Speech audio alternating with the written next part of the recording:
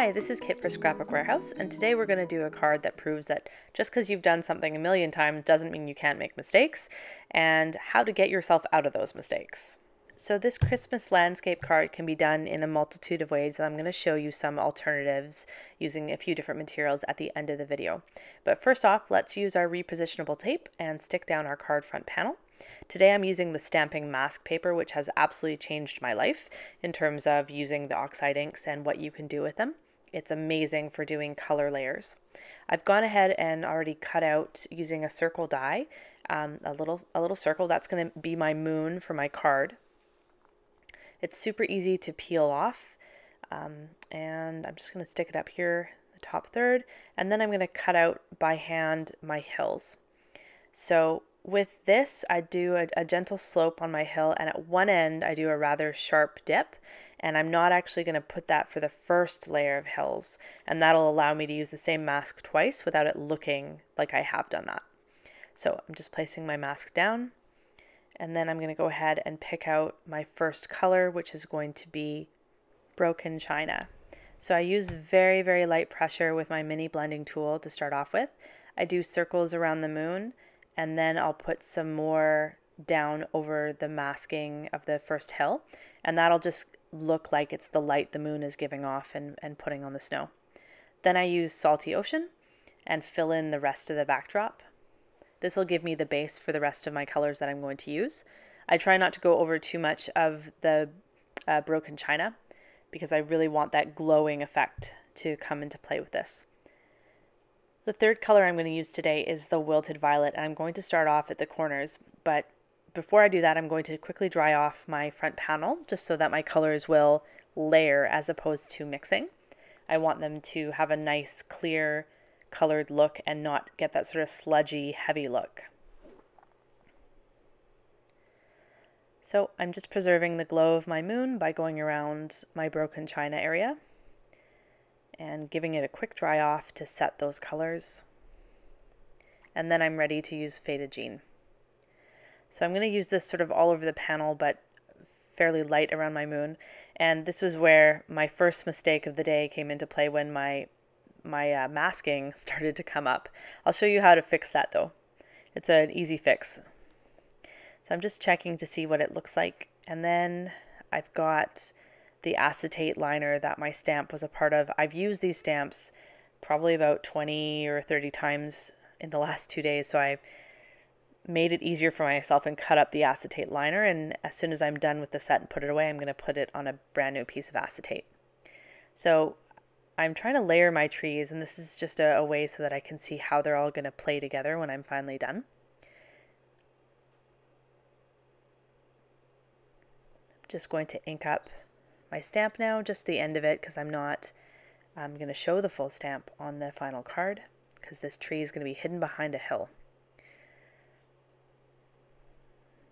I'm going to be putting glitter on all the trees to look like snow, so if your stamping isn't 100% perfect, that's okay because the glitter will hide some of those mistakes.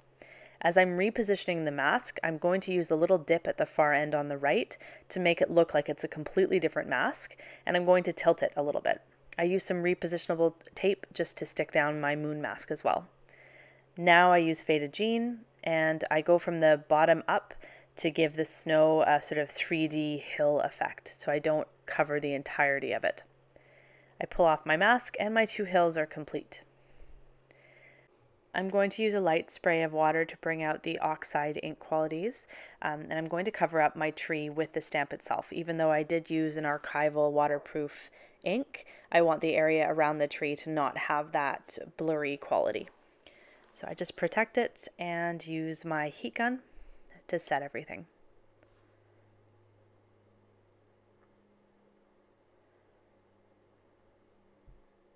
Once that's done, the moon mask is ready to come off, and I remove my repositionable tape.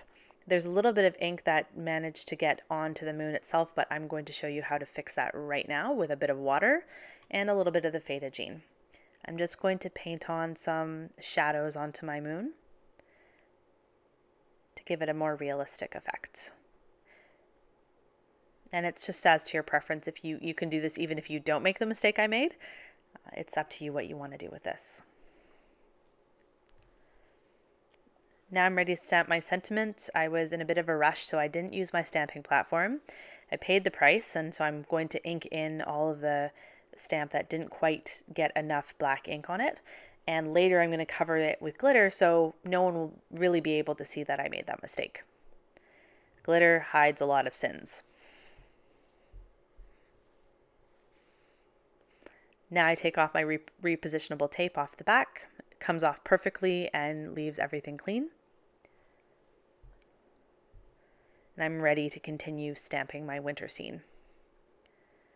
So using my stamping platform, I pull out my acetate liners that I've broken every rule by cutting, and I choose where I want the rest of my trees to go. Because I'm going to be using glitter as snow on all of these trees, I don't stress too much about getting a perfect stamp because the glitter really does hide a lot of that. So it makes it for a less stressful card to create.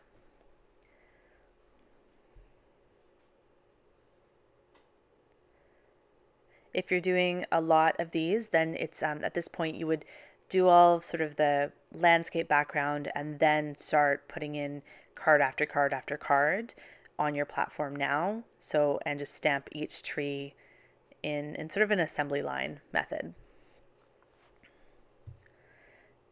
Sometimes with the platform it can be a little bit stubborn and your print won't come out perfectly. I find if you move the magnets around, that might be causing some of that issue. So that will fix that for you. So if you move your magnets from one corner of your card to the other corner, then you'll get a better stamped image. And my last tree is being stamped, and I'm almost finished with this part of the card. And then I can get on to the really fun stuff, the glitter, because who doesn't love glitter? I'm going to use a quickie glue pen today that has a very fine tip, perfect for applying glitter lines. But first, I'm going to actually give these trees little mounds underneath them, little dirt mounds. So a way you can do this is just touch the side of your mini blending tool to the piece of paper, and it gives it that perfect half circle tree well or snow mound, depending on your scene. So you just press it to the paper and wiggle it just the slightest bit back and forth, and it'll create that lovely shadow that is usually pretty hard to do by hand. Now we're going to use the quickie glue pen. It's so fine. I like to put it on the negative space, so that's anything in the tree stamp that hasn't actually been stamped with black ink, and then it'll look like snow. I apply my fine glitter, and then I get a paintbrush and I lightly run it over the black parts of the stamp, and that'll remove most of the glitter from those areas and really giving it a good frosted snow look. I repeat this for all of my beautiful trees. I like to do it, especially on these more skeletal looking trees. I like to put the snow lines where I think the snow would have fallen. So typically on like the tops of branches or more heavy on the tops or the very tips of them. This larger stamp here is great for filling in the negative areas with all of that glitter, and then I use the paintbrush to clean off the trunk of the tree.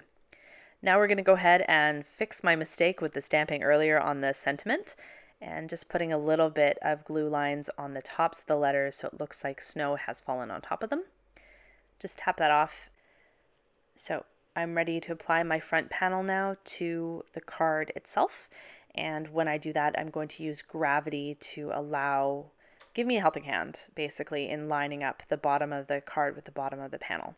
So I use extra adhesive because I've put water on this card, it's a little bit curved, and then use my acrylic block to stick it down and trim off the excess on the side. The top has a little bit of white showing, so I'm going to use some Oxide ink here and just blend that in nicely to give it a good finished look.